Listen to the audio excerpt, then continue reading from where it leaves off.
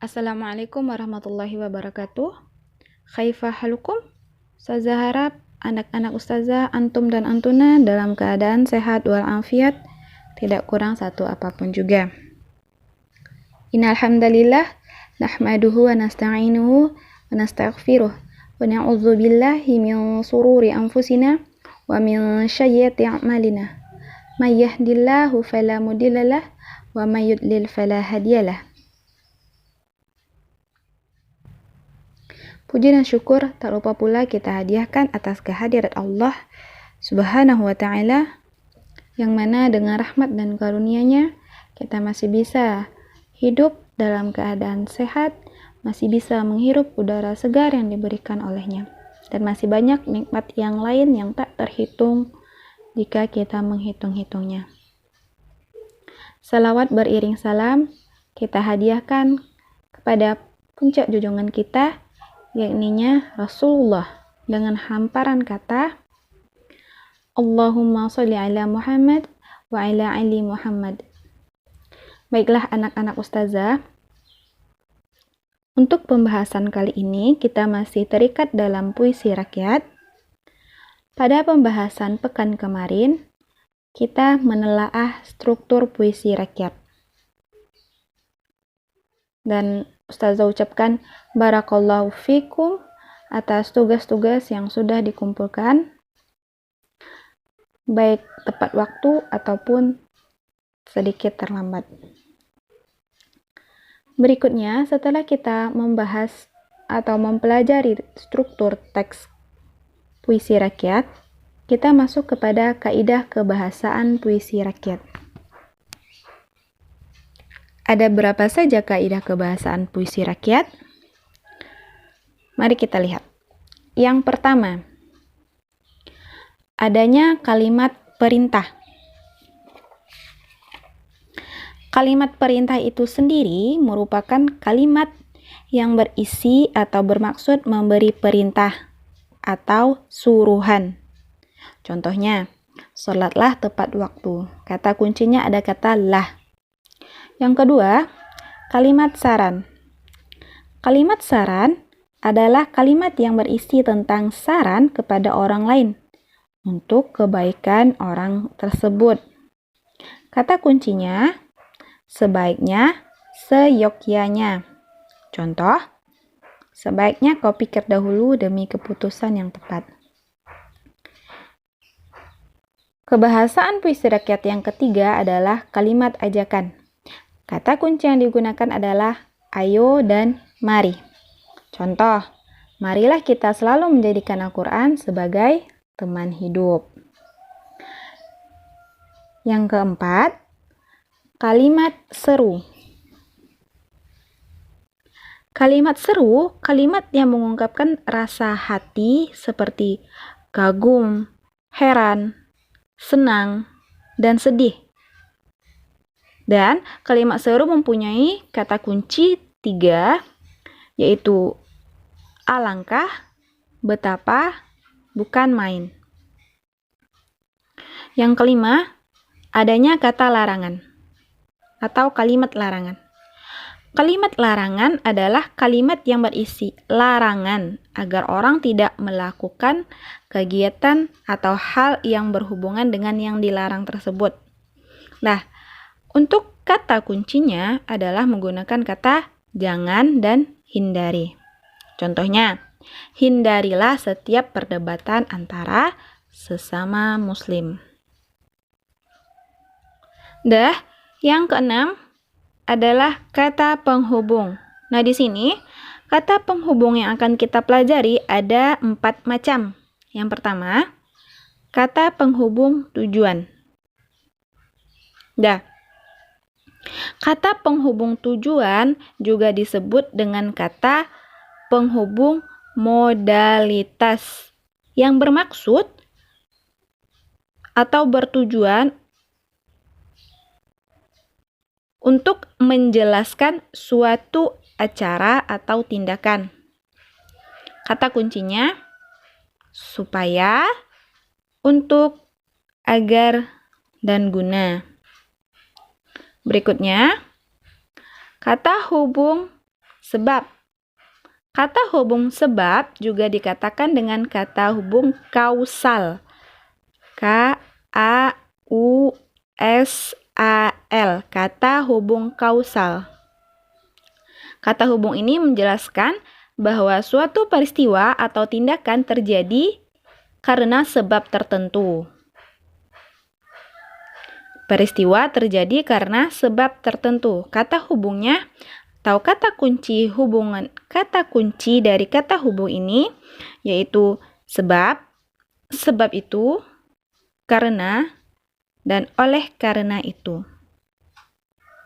Berikutnya, yang kata hubung yang ketiga yaitu kata penghubung akibat. Nah, konjungsi yang menggambarkan suatu peristiwa atau tindakan terjadi atas sebab peristiwa lain. Konjungsi apa? Konjungsi adalah nama lain dari kata hubung.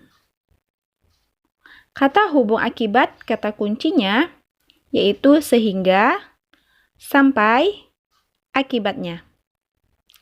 Kita lanjut. Kata penghubung yang keempat yaitu kata penghubung syarat.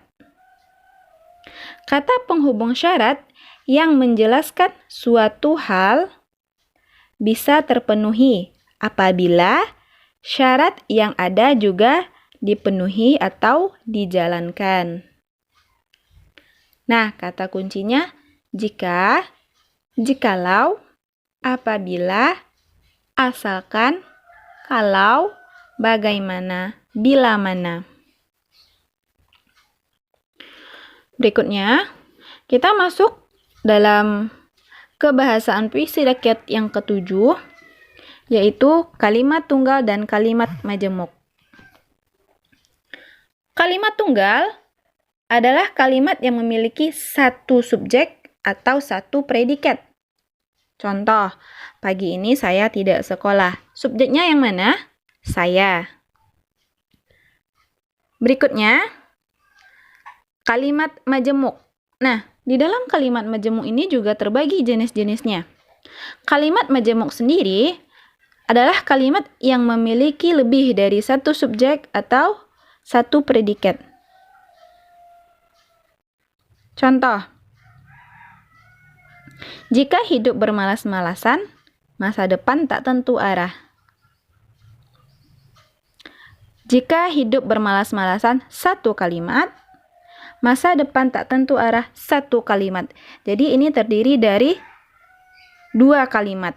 Dua kalimat berarti otomatis memiliki dua subjek dan dua predikat. Nah, kita masuk ke dalam jenis-jenis kalimat majemuk. Yang pertama, itu kalimat majemuk bertingkat. Nah, kalimat majemuk bertingkat adalah kalimat yang terjadi dari beberapa kalimat tunggal yang kedudukannya tidak setara. Berarti ada dua kalimat yang kedudukannya yang tidak sama. Berikutnya, kalimat majemuk hubungan syarat. Nah, kalimat majemuk hubungan syarat ini ditandai dengan kata agar, supaya, biar. Berarti contoh sederhananya, agar hidup tetap bahagia, maka hendaklah selalu positive thinking. Seperti itu, ada agar, maka ada maka, atau ada agar, ada hendaklah. Berikutnya, kalimat majemuk konsesif. Ditandai dengan kata kunci, walaupun, meskipun, biarpun, kendatipun, sungguh pun. Berikutnya, kalimat majemuk hubungan penyebaban. Berarti kata kuncinya ada kata sebab, karena, oleh karena itu. Berikutnya, kalimat majemuk hubungan perbandingan.